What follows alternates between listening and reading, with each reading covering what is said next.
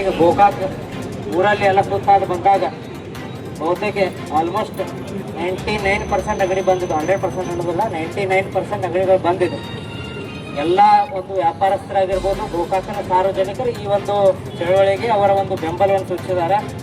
ಅದಕ್ಕೆ ಯಾಕೆ ಬರೀ ಒಂದೇ ತಾಸು ಬಂದ್ ಮಾಡಿರಲ್ಲ, ಪೂರ್ಣ ದಿನ ಬಂದಿದ್ದು ಹೆಚ್ಚಿನ ಸಂಖ್ಯೆಯಲ್ಲಿ ಈ ಒಂದು ನಮ್ಮ ಚಳವಳಿಗೆ ಎಲ್ಲ ಸಾರ್ವಜನಿಕರು ಕೂಡ ಬೆಂಬಲವನ್ನು ಕೊಡಬೇಕಂತ ಹೇಳಿ ಈಗಾಗಲೇ ಯಾಕಂತಂದ್ರೆ ನಾವು ನಿನ್ನೆ ನಡೆದಂಥ ಒಂದು ಪ್ರೆಸ್ ಮೀಟಲ್ಲಿ ನಾನು ಹೇಳಿದೆ.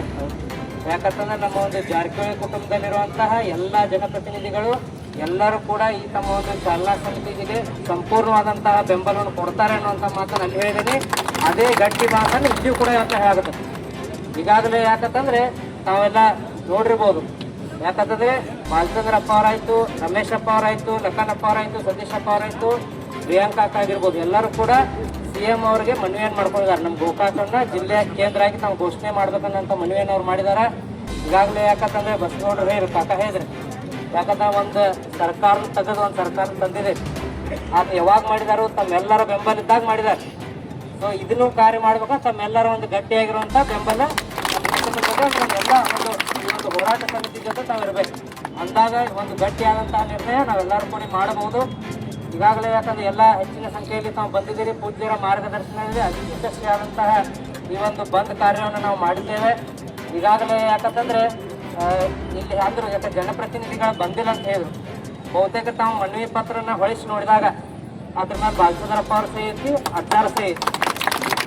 ಯಾಕಂದ್ರೆ ನೋಡ್ಬೇಕು ನಾವು ಅವ್ರಿಗೆ ಬಂದಿಲ್ಲ ಅಂದ್ರೂ ಕೂಡ ನನ್ನ ಅವ್ರ ಪರವಾಗಿ ಪ್ರತಿನಿಧಿಯಾಗಿ ಕಳಿಸಿದ್ದಾರೆ.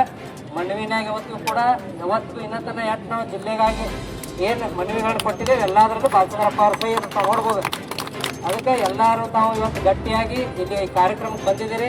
ಇದೇ ತರಹ ಗಟ್ಟಿಯಾಗಿ, ಯಾಕಂದ್ರೆ ಪೂಜ್ಯರ ಮಾರ್ಗದರ್ಶನ ಇವಾಗ AC ಅವರು ಬರ್ತಾರೆ.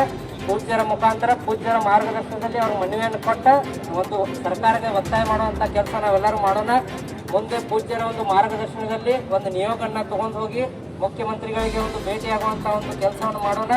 ಎಲ್ಲರೂ ಗಟ್ಟಿಯಾಗಿ ನಾವು ನಿಂತಿದ್ದೆ ಆದರೆ ಅತಿ ಶೀಘ್ರವಾಗಿ ಗೋಕಾಕನನ್ನು ಜಿಲ್ಲೆಯಾಗಿ ನಾವು ಘೋಷಣೆ ಮಾಡ್ತಾ ಇದ್ದೀವಿ. ಎಲ್ಲರೂ ಕೂಡ ಯಶಸ್ವಿ ಆಗ್ತೇವೆ ಅನ್ನೋಂಥ ಮಾತನ್ನು ಈ ವೇದಿಕೆ ಮುಖಾಂತರ ತಮ್ಮನ್ನ ಹೇಳಕ್ಕೆ ಬಯಸ್ತೇನೆ. ಅದ್ರ ಜೊತೆಗೆ ಯಾಕಂತಂದ್ರೆ ಇದೇ ಹೇಳಿದ್ರು, ಯಾಕೆ ಹೋರಾಟ ಮಾಡುವಂಥ ಎಲ್ಲ ಹಿರಿಯರದಾರ. ಯಾಕೆ ಬಹುತೇಕ ಇನ್ನು ಜಿಲ್ಲಾ ಆದರೆ ಅವ್ರಿಗೆ ಉಪಯೋಗ ಐತೋ ಇಲ್ಲ ಗೊತ್ತಿಲ್ಲ.